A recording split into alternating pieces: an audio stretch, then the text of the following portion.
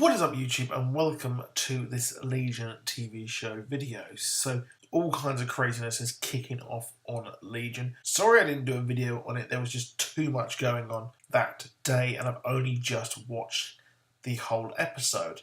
So I'm not doing a traditional episode review here, I'm just going to go over the big reveal here about the Shadow King and the Devil with the Yellow Eyes, all this madness. So if you're new to the channel, please do drop that like if you're enjoying the video, and please do click that subscribe if you want more comic book videos. We mainly focus on comic books here and also cult films as well. So yeah, that's the introductions out of the way. So let's take a look at the big reveal that was kind of spoiled in the promo, and let's take a look at just what is going on as it's revealed that the Shadow King is the villain, and the incredibly big hints that David's father is, of course, Charles Xavier, which obviously we do know because that is also what happens in the comics.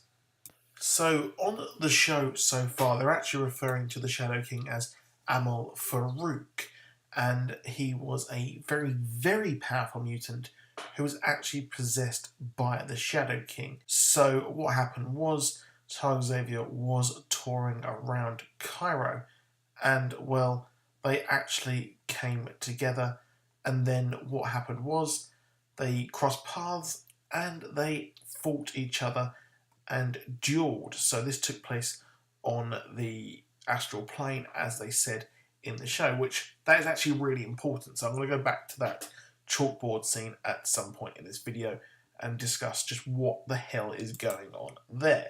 So what happens is the Shadow King actually possessed Amahl Farouk, and this is a multiversally dark stuff in people's souls, which makes a lot of sense. It makes sense that he's doing this so he can feed off all this thinking, or has actually done. So this is parts of Charles Xavier, and this makes sense as he just was worried that the Shadow King would try and take him over, which, well, has actually happened.